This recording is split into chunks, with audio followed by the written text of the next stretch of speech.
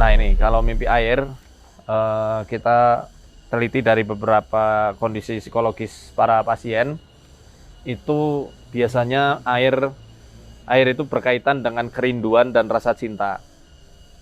Makanya biasanya orang yang mimpi air akan sepaket dengan sosok-sosok makhluk. Misal kalau dia rindu sosok anak, maka ketika dia mimpi air, nantinya episode berikutnya, scene berikutnya itu muncul bayi atau anak kecil.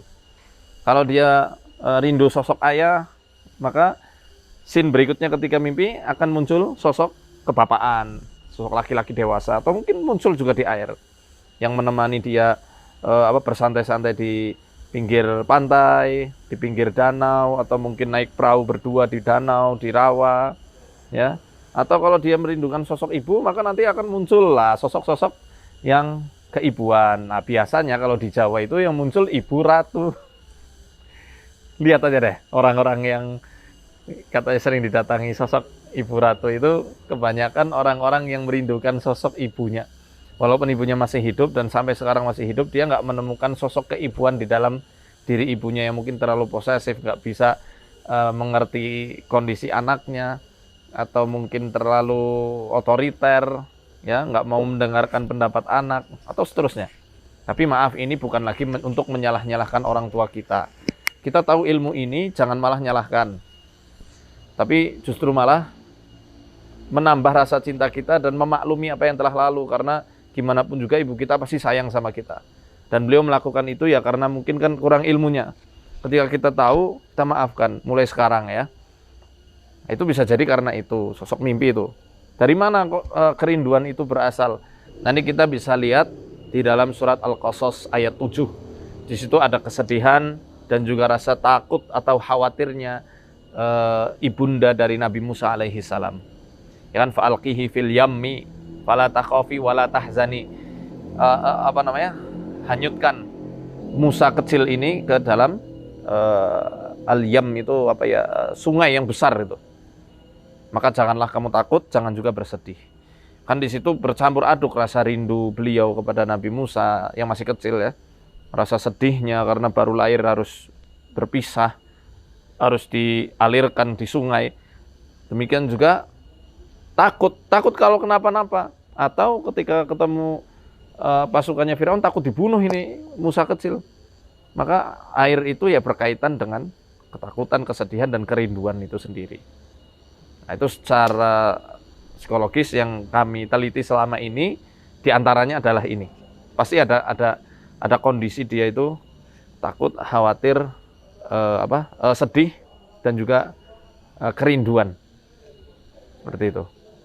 Nah, adapun kasus-kasus metafisiknya itu bisa saja terjadi karena gangguan sihir atau jin nasab, bisa juga seperti itu. Jin nasab ataupun sihir bisa menggambarkan air ya di dalam mimpi. Nah, sihir jenis apa? Kalau sihir itu biasanya jenis-jenis yang narsus ya, yang disiramkan atau yang ditenggelamkan. Kan ada jenis sihir yang memang itu ditenggelamkan tuh, diikatkan mulut ikan atau mungkin diikatkan batu kemudian dilemparkan ke sungai atau ke lautan. Nah, kalau sudah seperti itu kan susah tuh buhulnya diketemukan, maka pasrahkan ke Allah. Nanti kalau misalnya Allah berkehendak itu buhul diketemukan, ya ketemu dengan perantaraan siapapun. Mungkin teman-teman bisa lihat nih video yang berikut ini.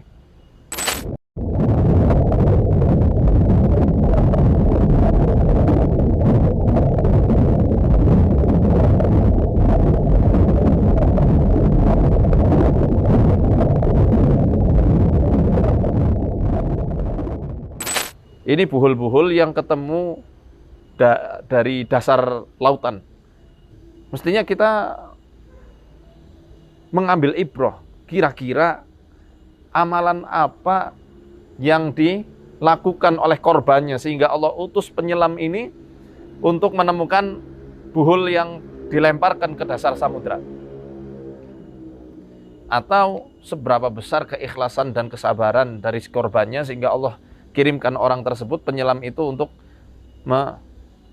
membongkar buhulnya. Subhanallah. Jadi Allah tuh kalau nolong itu dari siapapun dan nggak bisa kita sangka-sangka. Nah, terkait air, elemen air sendiri itu berkaitan dengan kan ada 4 cairan tubuh manusia ya.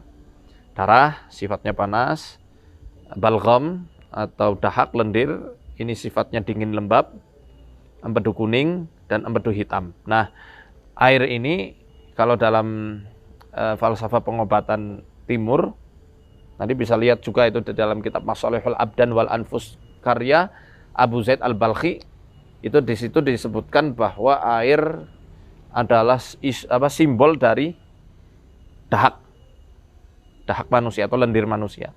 Nah, bisa jadi kadar lendirnya juga banyak sehingga ini mudah ya sefrekuensi, selayer dengan sihir-sihir yang menggunakan elemen air sehingga dia mudah masuk. Ya, rata-rata kita lihat seringnya memang lembab dingin, maka kita urai kelembaban dalam tubuhnya untuk apa? Supaya energinya lancar lagi, kemudian sihirnya itu lepas. Dengan cara apa? Olahraga, minum diantaranya minum jeruk nipis ketika bangun tidur tuh. Kemudian dengan berbekam juga bisa ya.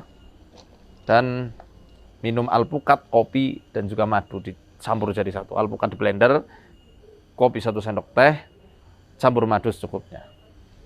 Nah, itu diantaranya mimpi tentang air.